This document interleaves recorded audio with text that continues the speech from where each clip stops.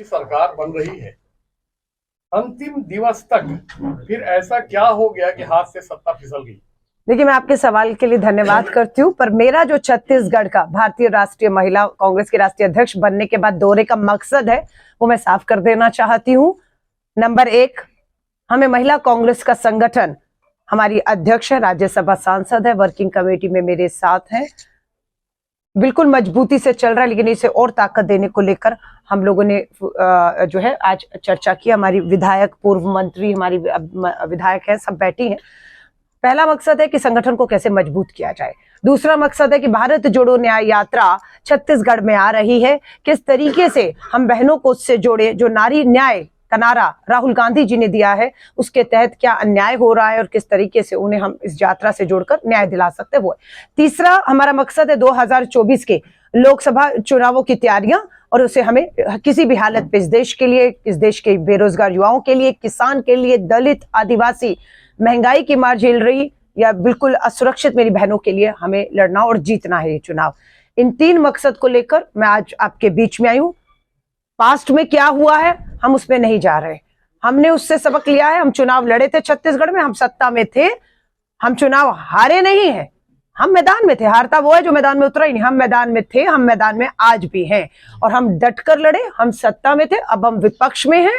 पहले हमने सत्ता का धर्म निभाया, अब हम विपक्ष का धर्म निभाएंगे। और जो वायदे इस सरकार ने किए हैं, बहनों को आर्थिक मदद देने की बात कही है, जो भी वो नहीं पहुंच रही, अन्याय हो रहा है, हम विपक्ष का धर्म निभाएंगे और लड़ेंगे इस अन्याय के खिलाफ। 12,000 का महिला नारी वंदन योजना जो वो स्वीकार किया गया, क्या कारण दिखता है आपका? 15 क्यों पसंद नहीं आया मतदाताओं को? नहीं, मैं आपकी बात से इत्तेफाक नहीं हूं कि हमें रिजेक्ट किया है।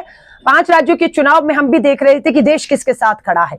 5 राज्यों के चुनाव में 11 करोड़ मतदाताओं ने वोट किया, 4 करोड़ 90 लाख लोगों ने कांग्रेस को चुना और 4 करोड़ 80 लाख लोगों ने भाजपा को चुना। 10 लाख अधिक लोगों ने कांग्रेस को चुना, कांग्रेस को वोट दिया, और हम उस 4 करोड़ 90 लाख लोगों की लड़ाई को लड़ेंगे। आपका कहना जो भी हो, आज भी अगर आप मतदान प्रतिशत देखेंगे तो छत्तीसगढ़ में हमारा मत प्रतिशत जो है उससे ज्यादा ही है, उसके बराबर है। और हमारी 18 बहनों को टिकट दिया छत्तीसगढ़ में विधानसभा का, 18 में से डबल डिजिट 11 बहनें जीती हैं, और जो आज भी आवाज को विपक्ष में अब बुलंद करेंगी, विपक्ष का धर्म निभाएंगी।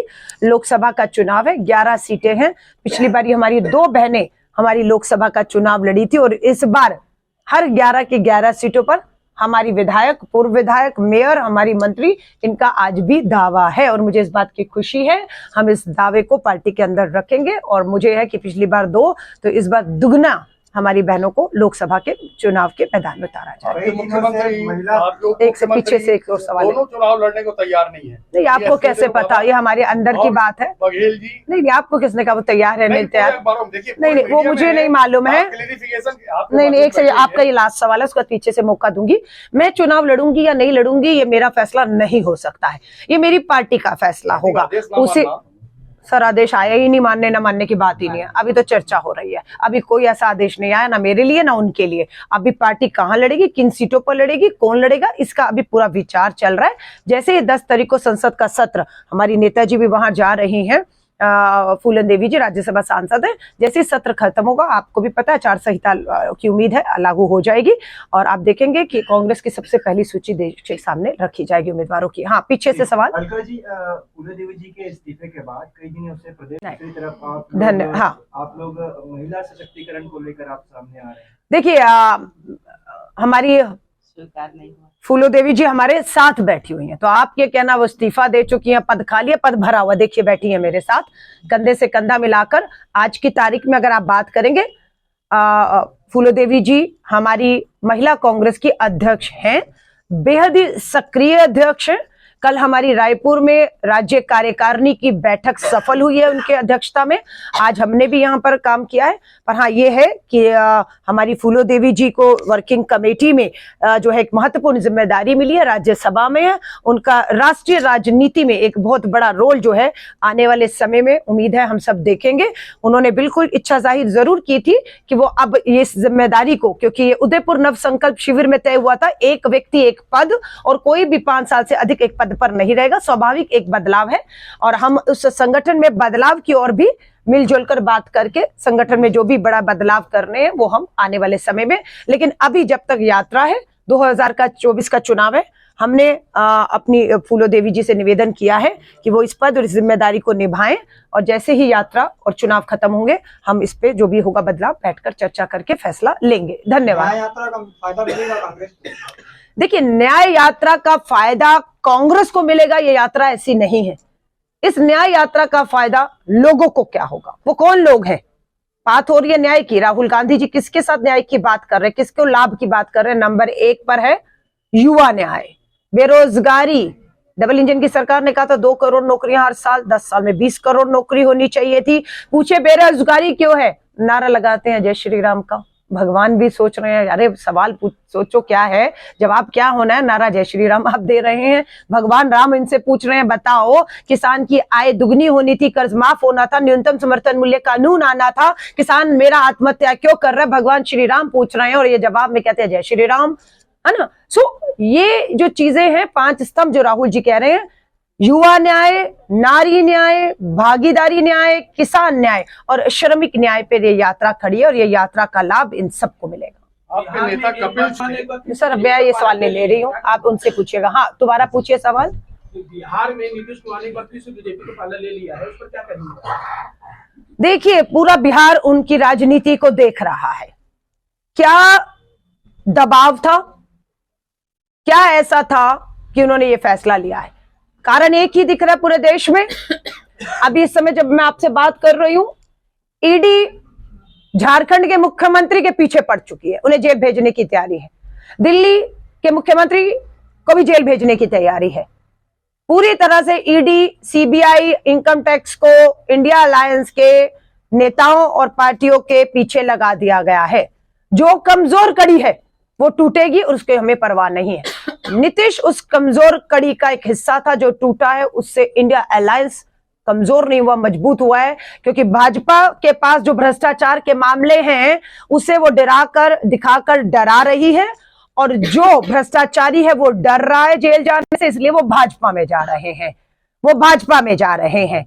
और जो नहीं डर रहे हैं, जिन्होंने कोई भ्रष्टाचार नहीं किया है, वो ईडी का भी सामना कर रहे हैं, वो जेल जाने से भी नहीं डर रहे, वो भाजपा में नहीं जाएंगे, समझौता नहीं करेंगे और इंडिया अलायंस में रहकर इसका सामना करेंगे। राहुल गांधी जी को 55 घंटे ईडी ने बुलाया, पूछताछ की, उनकी सुरक्षा, उनका घर, उनकी सदस्यता राहुल गांधी जी की सत्ता ने छीनी। लेकिन राहुल गांधी जी आज अकेले देश के नेता हैं जो ईडी से 55 घंटे की पूछताछ के बाद भी डरे नहीं, हिले नहीं। भाजपा की नफरत की, जहर की, बांटने की राजनीति के खिलाफ पूरे देश में पहले भारत जोड़ो यात्रा और अब भारत जोड़ो न्याय यात्रा कर रहे हैं।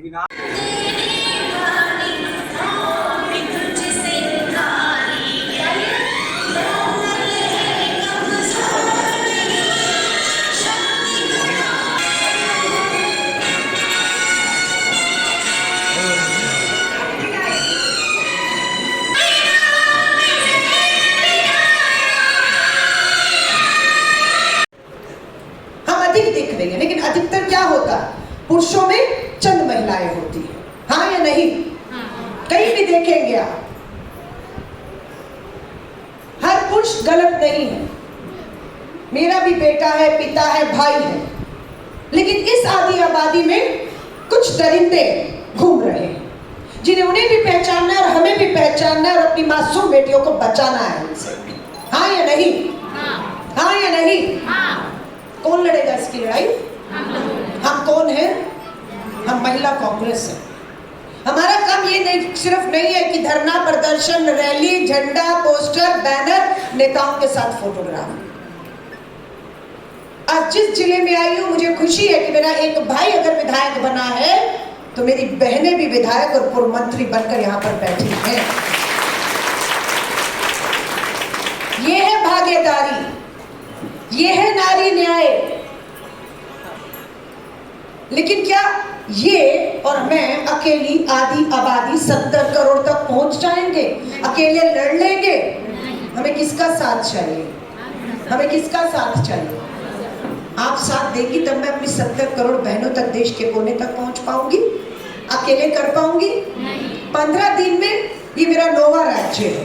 15 दिन में 9 राज्य के, राजस्थान से मणिपुर, अरुणाचल प्रदेश ईटानगर, गुवाहाटी असम, बंगाल, बिहार करते हुए मुंबई महाराष्ट्र से होते हुए